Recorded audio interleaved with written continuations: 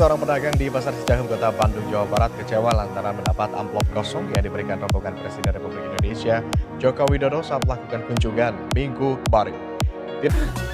Assalamualaikum warahmatullahi wabarakatuh. Guys, semoga Tuhan senantiasa menjaga dan memberikan kebaikan buat negara ini.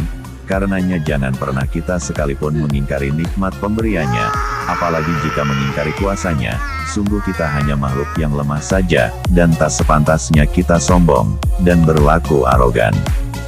Guys, mohon bantu like dan subscribe buat channel ini, agar kita bisa terus bersama belajar dan berjuang menegakkan kebenaran dan keadilan sesuai tuntutan pendahulu-pendahulu dan orang tua kita, untuk negeri yang kita cintai ini.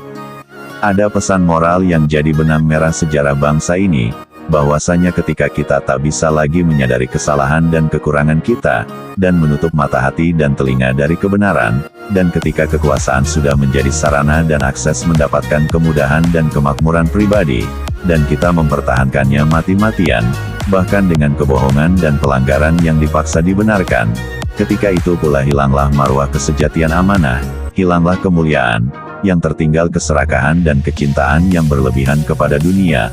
Lantas apa yang bisa kita harap dari omongan kedustaan yang dibenarkan dengan rekayasa data dan seterusnya? Sungguh kita sedang berada dalam zaman kegelapan, walau tampaknya banyak hal yang kita anggap berjalan wajar, bahkan seperti jauh lebih maju dari kemarin, maka kita sudah tertipu dengan segala bentuk permainan-permainan retorika kata-kata yang membius kita.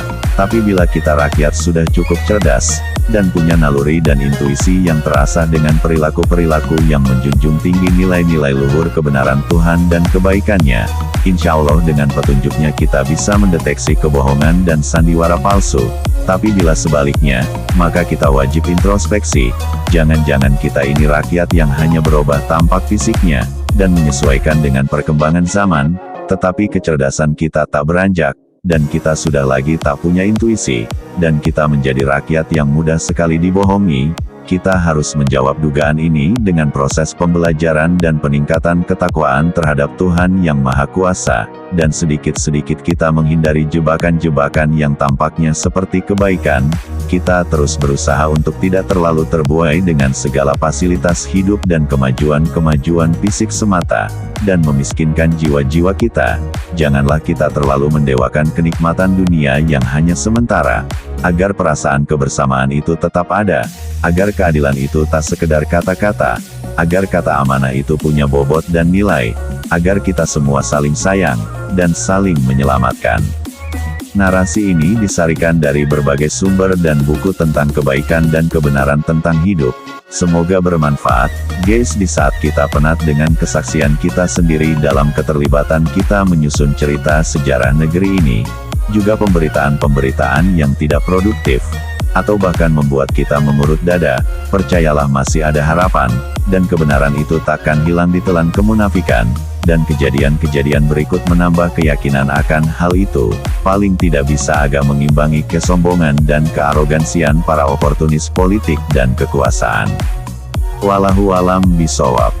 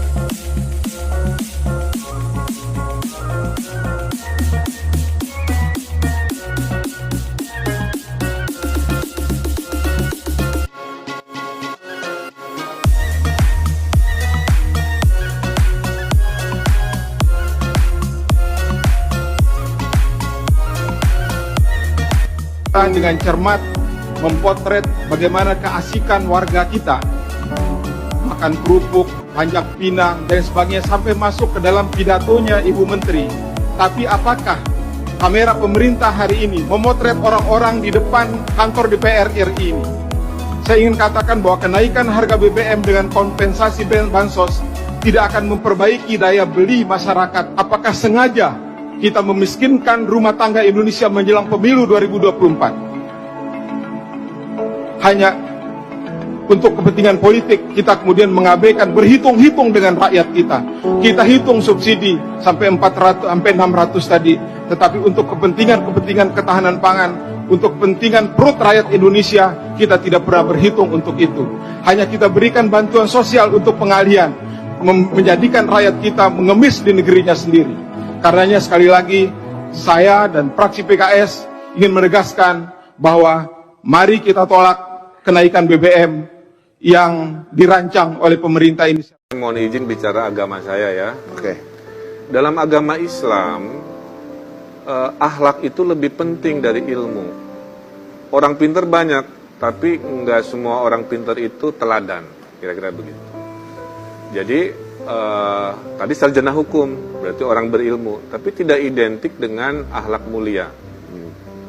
Kalau akhlak mulia hari ini paling contoh, aduh mohon maaf merinding ya, itu Pak Ali Jaber ya. Itu contoh paling konkret lah. Maaf. Sedih saya juga begitu ngomong. Jadi menurut saya kita krisis di situ, bukan krisis di keilmuan, orang pintar banyak, tapi krisis akhlak. Nah akhlak ini kan karakter building kira-kira begitu. Nah itu yang terjadi, melihat dunia itu direduksi seolah-olah hanya urusan materi gitu. Padahal hidup itu kan tidak hanya urusan materi kan. Maka waktu saya jadi gubernur, saya bikin namanya pendidikan karakter. Value-nya 4, bahwa dalam tubuh Mas Dedi ini kalau mau keren harus 4. Badannya sehat, PQ, physical quotient, otaknya cerdas, IQ, kemudian berakhlakul karimah, baik hati ya, soleh gitu. Itu namanya EQ, emotional quotient. Terakhir bisa tadi pintar, sehat gitu kan, berakhlak juga baik, tapi jarang ke masjid atau gereja.